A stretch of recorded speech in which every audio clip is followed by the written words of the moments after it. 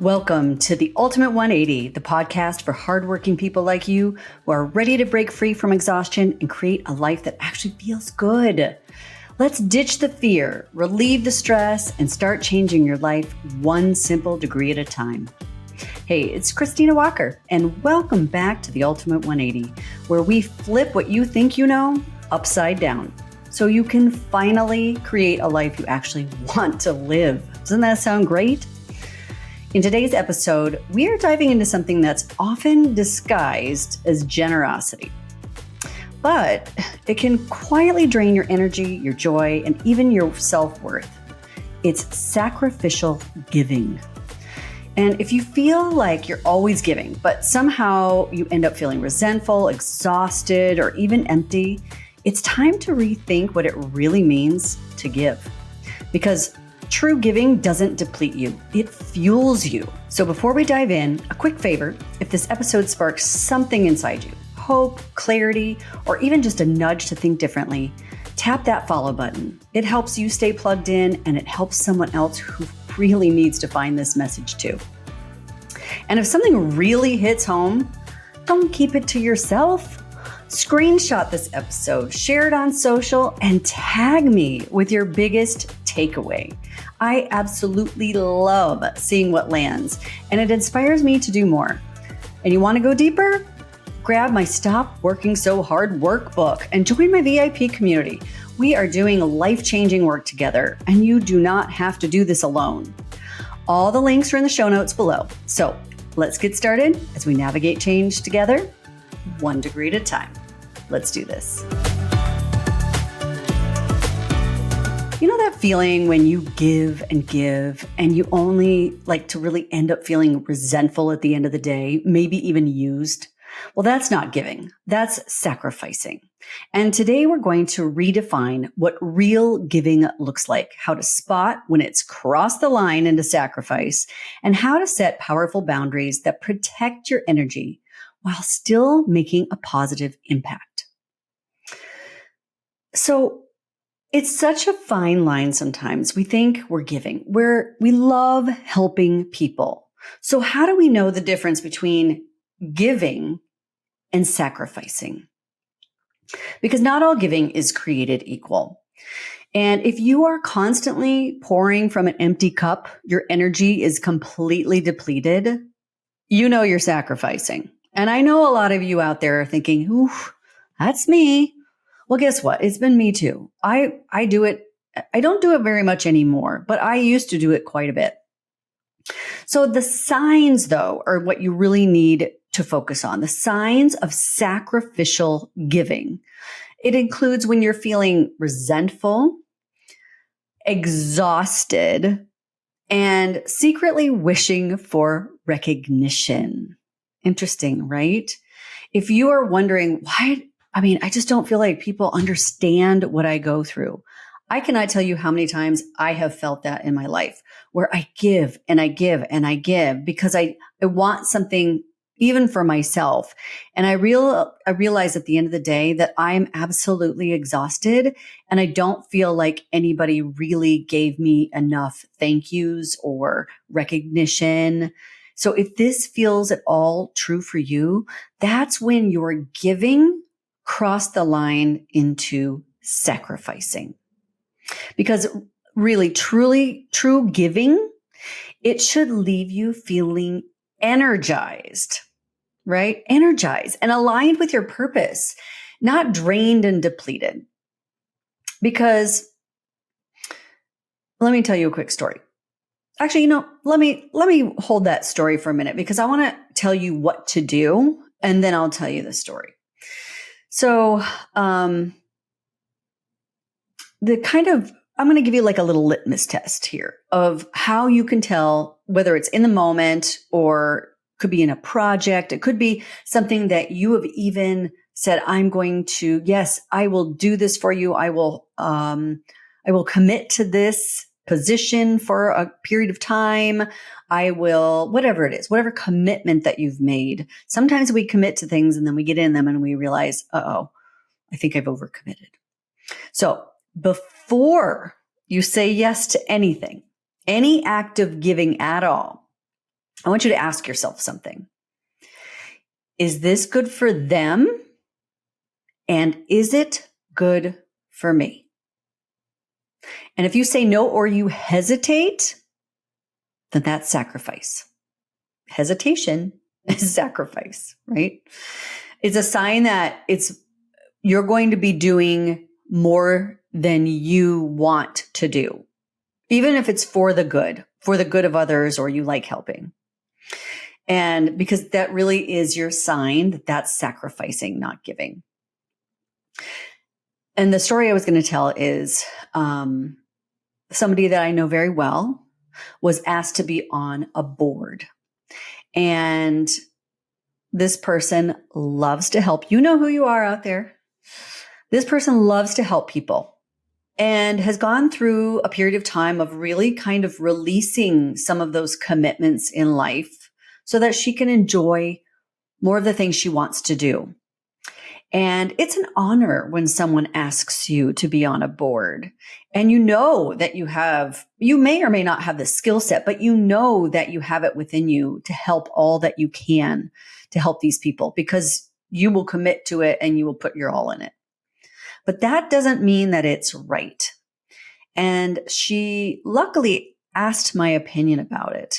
And what I said, and again, it's for the love of giving, right? And that's why sometimes it feels so difficult to say no, is because it's like, well, I do love to help people. And I said, but is this in an alignment with what you want to do? Is that going to take away time that you really want to be doing other things? Or this particular board, does that fill you up with all the things that you want to be doing?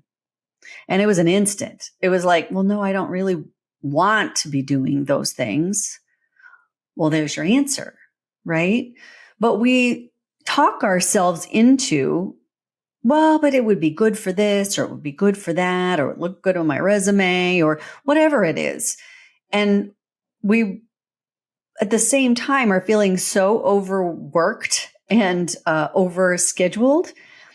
And if we don't take these opportunities to say no, then we are going to further deplete ourselves. And so that's a really good general rule, is to create these healthier boundaries around giving. It prevents you from falling into the trap of overextending yourself, because we all do that. We all overextend ourselves from time to time. And that's how you prevent it, is from understanding, would this form of giving give me energy and feel good? Or is this taking me away from all the things I want to be doing right now? And again, even if you hesitate, you know the answer.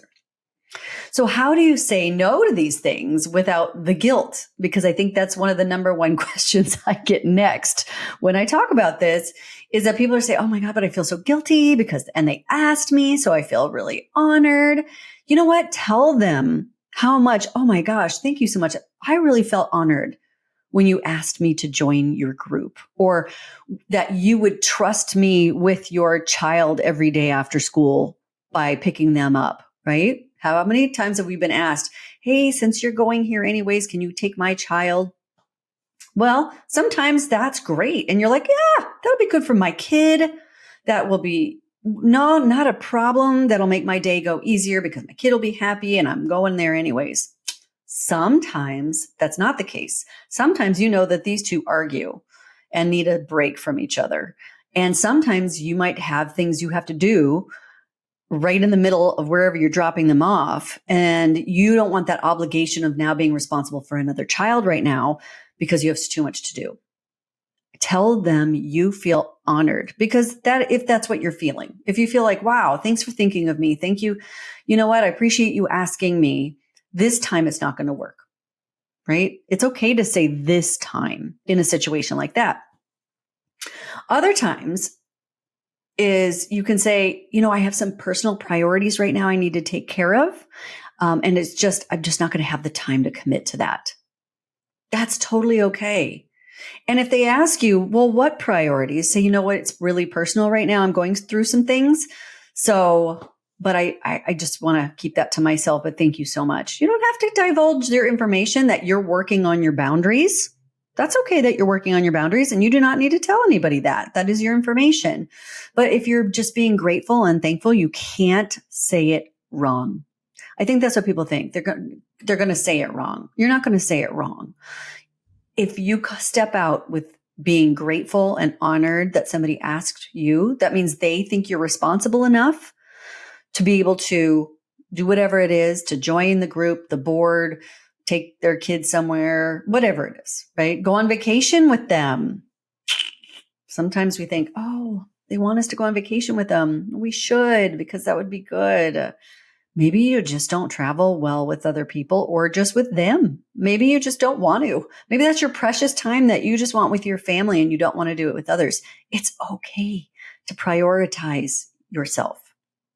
And what I want you to understand is that by saying no, it doesn't make you a selfish person. We do have to be selfish with our time and our energy, but it doesn't make you a selfish person. It not only makes you smart, it also keeps your energy high that you can give to those that you want to give to and those things you want to give for. Is the only way you can keep your energy high, because when you give and you give and you give and it is not aligned with the things that you want to do, that's when it just wears you out. So if you practice these phrases ahead of time, like I would love to help, but I can't commit right now. All you're saying is right now. And that way they think of you in the future. Maybe there's a different project that you think would be really awesome. And maybe down the road, that would be great. And you're not cutting them off. And if you know what, and maybe you know someone else that loves to do whatever it is, you could even bring them up. I'd love to help. I can't really commit to that right now, but I do know somebody who might be good, that might be perfect for this role. You could also offer a solution. And then they're not only not upset that you're not doing it, but now you've helped them in a way. You've also given them something. But you don't have to do that. But if you do happen to know, that's awesome. But practicing these phrases ahead of time, that is what really, really makes a big difference, because you feel more confident. And the more you do it, the better you're going to feel. And it's going to feel more and more natural as you create those boundaries for yourself. So the one last thing I want to get across is when you're setting boundaries, because I think people misunderstand what setting boundaries really is. It sounds like a hard line, right? It's like, well, I'm going to set this fence up like you're blocking people. It's not that at all. What you're really doing is you're protecting your energy. And you are also modeling for others what's healthy, what healthy really looks like, what healthy boundaries around your energy, what that looks like. And so many of us need that help.